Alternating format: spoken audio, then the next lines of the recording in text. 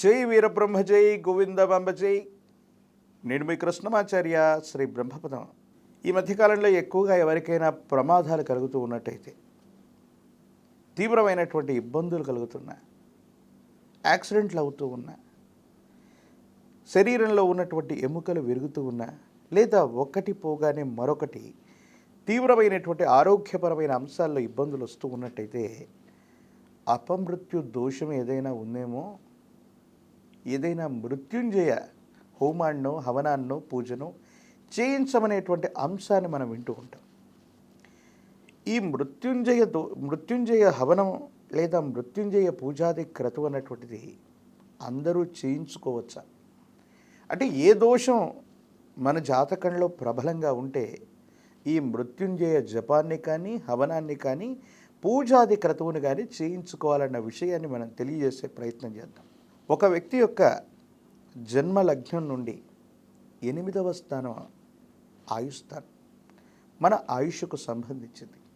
ఈ స్థానంలో శని, రాహువు, అలాగే అంగారకుడైనటువంటి కుజుడు, వీళ్ళ యొక్క స్థితిగతుల వల్ల, అష్టమ స్థానంలో వీళ్ళు ఉండటం వల్ల మీ యొక్క ఆయు ప్రభావాన్ని ఇబ్బంది కలిగించేటువంటి పరిస్థితుల వల్ల ఆయా మహర్దశలు, అంతర్దశలు, విదశలు వస్తున్నటువంటి ప్రతిసారి మీకు ప్రమాదం కలుగుతూ ఉంటుంది. ఈ నెలలో ప్రమాదం కలిగింది ఫలానా రోజుకి, మళ్ళీ వచ్చే నెలలో కూడా మళ్ళీ అదే తేదీకి లేదా అదే రోజుకు దగ్గరలో ఓ ప్రమాదం కలిగింది. లేదా ఈ సంవత్సరం ఒక ప్రమాదం జరిగింది, 6 మాసాల్లో 3 మాసాల్లో కోలుకున్నాం, మళ్ళీ సంవత్సరం తిరక్క మునిపే మళ్ళీ మీకు ప్రమాదం సంభవించింది.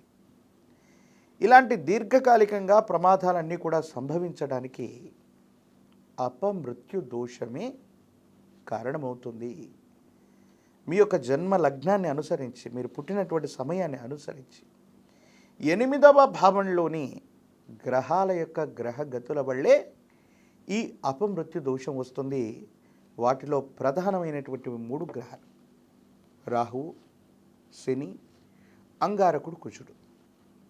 ఈ 3 గనక దోషయుక్తమైనటువంటి పరిస్థితుల్లో అష్టమ భావంలో ఉన్న, పాపగ్రహాలతో యుతితో ఉన్న, లేక ఇతర గ్రహాల్ని కలిగి వాటి యొక్క భావాన్ని దెబ్బతీస్తూ ఉన్న, లేదా అష్టమ భావానికి సంబంధించి ఈ 3 గ్రహాలు వేరొక భావంలో ఉన్నప్పటికీ కూడా, అంటే అష్టమాధిపతి శని కానీ, అష్టమాధిపతి అంగారకుడు కుజుడై ఉండి, ఇతర పాపగ్రహాలతో కలిసి ఉన్న ఈ అపమృత్యు దోషం అన్నటువంటిది మనకి లభించేటువంటి అవకాశం ఉంది.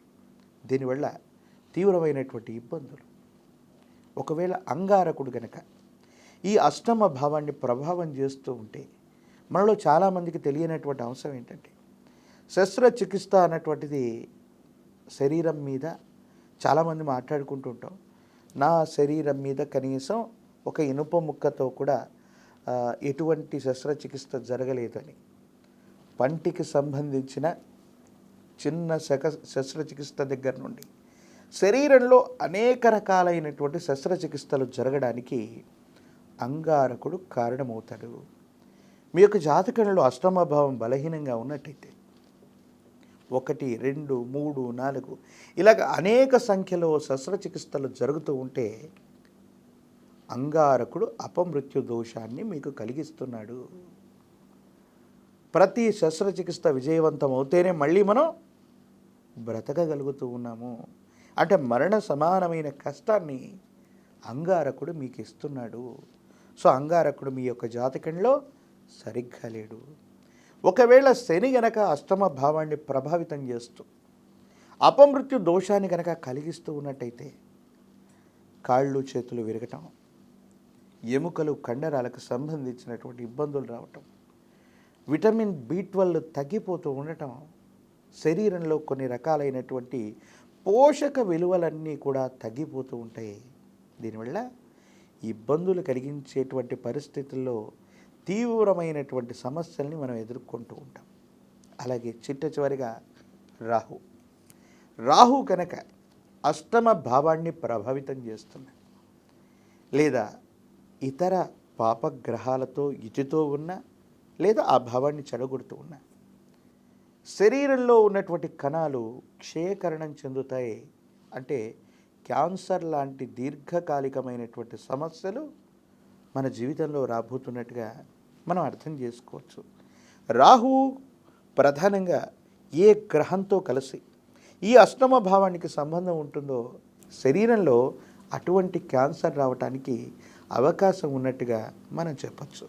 ఒకవేళ శని, రాహువు, అంగారకుడు, కుజుడు ఈ 3 గ్రహాల్లో ఒక్కటి కంటే ఎక్కువ గ్రహాలు మీ యొక్క అష్టమ భావం మీద ప్రభావాన్ని చూపెడుతున్నటువంటి సందర్భంలో ఈ 8వ భావం మీద ఈ 3 గ్రహాల్లో ఒక్క గ్రహం కంటే ఎక్కువ ప్రభావం, ఎక్కువ గ్రహాలు ప్రభావాన్ని చూపెడుతున్న సందర్భంలో ఆత్మహత్య చేసుకోవాలన్నటువంటి ఆలోచనలు అధికమవుతూ ఉంటాయి. ప్రత్యేకించి శత్రువుల చేత చంపబడేటువంటి అవకాశాలు కూడా ఎక్కువగా ఉంటాయి. అంటే మీ యొక్క ఆయు ప్రభావం అనేటువంటిది చాలా బలహీనమైపోవటం వల్ల ప్రతి నిత్యం, ప్రతి గంట, ప్రతి నిమిషం కూడా ఈ శరీరాన్ని త్యాగం చేస్తాం. ఈ సమస్యలు పరిష్కారం చేసుకోలేము, పరిస్థితులు ఇబ్బందికరంగా తయారయ్యాయి. ఈ విధమైనటువంటి ఆలోచనలో ఉన్నట్టయితే తప్పకుండా మీ యొక్క జాతకంలో అపమృత్యు దోషం ఉంది. మరి దీనికి పరిష్కారం ఏమిటి? త్రయంబకం యజామహే సుగంధిం పుష్టివర్ధనం ఉర్వారుకమివ బంధనాత్ మృత్యోర్ముక్షీయమామృతాత్. అపమృత్యు దోషాన్ని తొలగించగలిగిన రుద్రంలో చెప్పబడ్డటువంటి గొప్ప పాశుపత మంత్రమే ఈ మహామృత్యుంజయ మంత్రం. దీన్ని అనునిత్యం కూడా మీరు జపం చేస్తూ ఉన్నారు. లేదా తాంత్రిక విధానంలో ఎరుపు రంగులోని మందార పుష్పాలని, ఎరుపు రంగులోని గన్నేరు పుష్పాలని సమర్పణ చేస్తూ మహామృత్యుంజయేశ్వరుణ్ణి పూజించిన మట్టి శివలింగాన్ని గనక మంగళవారం పూట కానీ, ఆదివారం పూట కానీ, శనివారం పూట కానీ మట్టి శివలింగాన్ని, మృత్తికతో కూడిన శివలింగాన్ని తయారు చేసి ఎరుపు రంగు కలిగినటువంటి పుష్పాల చేత తాంత్రిక విధానంలో చేసే అద్భుతమైనటువంటి మహామృత్యుంజయాన్ని చేయించటం యోగదాయకమైన ఫలితాలకు కారణమవుతుంది. మీ జాతకంలో ఉన్నటువంటి అపమృత్యు దోషం తొలగిపోయి చక్కగా మీ యొక్క దైనందిన జీవితంలో మీ యొక్క జీవితాన్ని గడపడానికి అవకాశం తప్పకుండా కనిపిస్తుంది.